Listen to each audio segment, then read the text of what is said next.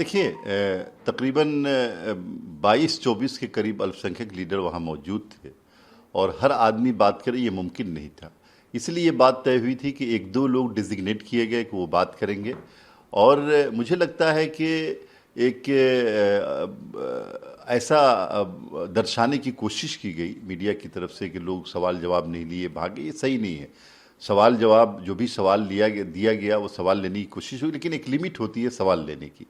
और हम लोगों ने जब ब्लैक एंड वाइट में एक एक चीज़ दे दी आपको, तो मुझे लगता है कि ज़्यादा सवाल जवाब की गुंजाइश नहीं थी और हम लोग पूरी तरह से फेस करने को तैयार थे, तैयार फेस किया। उसके बाद भी आप ही से बात हुई और कई मीडिया हाउसेस से बात हुई, तो सवाल तो हम लोग ले रहे हैं। लेकिन कहा जा रहा है कि चुनावी साल है, ऐसे में कई अल्पसंख्यक नेता हैं जो वहाँ जबरन बैठे हुए थे। उनको उस प्रेस कॉन्फ्रेंस में रहना नहीं था, लेकिन पार्टी के दबाव में वो बैठे थे। देखिए, ये तेजस्वी यादव जी जो आरोप लगा रहे हैं, तेजस्वी यादव जी ये समझ नहीं पा रहे हैं कि अभी उनकी सही पोजीशन क्या है। ये राष्ट्रीय जनता दल नहीं है जहां भाई के लिए बहन को जबरन बैठाया जाता हो। ये राष्ट्रीय जनता दल नहीं है जहां बड़े भाई के लिए छोटे भाई को जबरन बैठाया जाता हो।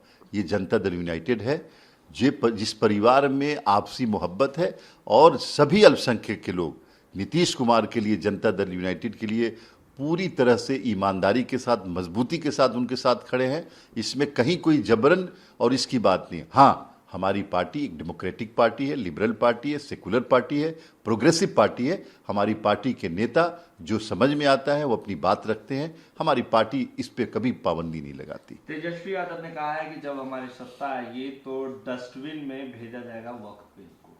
हाँ, ये मुंगेरी लाल के हसीन सपने हैं कि सत्ता तो आएगी नहीं कभी, और किस वक्फ बिल को आप डस्टबिन में डालेंगे। जिस वक्फ बिल की वजह से आपके परिवार ने वक्फ की ज़मीनों को कब्जा किया, क्या तेजस्वी यादव जी बताएंगे कि उनके गया के एक एमपी ने यतीम खाने की कितनी ज़मीनें कब्जा कर रखी हैं? क्या तेजस्वी यादव जी बताएंगे कि पटना में राष्ट्रीय जनता दल के लीडरों ने कितने कब्रिस्तानों को कब्जा कर रखा है? तेजस्वी यादव जी ये बताएंगे कि बिहार में 75% से ज़्यादा कब्रिस्तानों की ज़मीन पे कब्जा राष्ट्रीय जनता दल के लोगों ने कर रखा है। उसको कब खाली करा रहे हैं?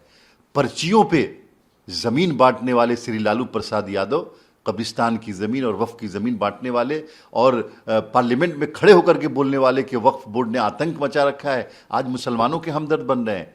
नीतीश कुमार ने वक्फ बिल सही कराया है और हम स्टेक होल्डर्स से राब्ते में हैं। जो अगर कुछ इस तरह का कंसर्न होगा, हम लोग बातचीत कर रहे हैं और ऐसा मौका कभी बिहार नहीं देखेगा जब तेजस्वी यादव जी पावर में आएंगे। विजय कुमार सिन्हा ने कहा है कि वक्फ बिल का जो विरोध कर रहे हैं वो लोग देशद्रोही और जेल में शामिल किए जाएंगे। ये विजय कुमार सिन्हा जी की एक अलग डिक्शनरी। उनको न संविधान से मतलब है, न कानून से मतलब है। वो हर दिन बैठ के अपना एक संविधान गढ़ते रहते हैं। उनको कंट्रोल करना चाहिए। डिप्टी सीएम है आप, इस तरह की बातों से बचिए। जो संविधान कहता है उसके हिसाब से कार्रवाई होती है। आपके दिमाग से संविधान नहीं गढ़ा जाता है। लेकिन विरोध कर रहे हैं तो उन्होंने देशद्रोही कह रहे हैं, क्या ये सही शब्द है? देखिए, संविधान में तो विरोध लोकतंत्र में विरोध बुनियाद है लोकतंत्र की।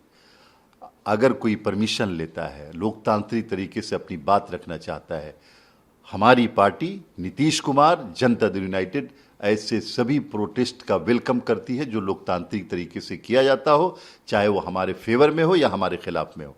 हम उसको देश विरोधी नहीं मानते हैं और जो लोग मानते हैं उनको मैं ये राय दूंगा कि इस तरह की बातों से बचना चाहिए।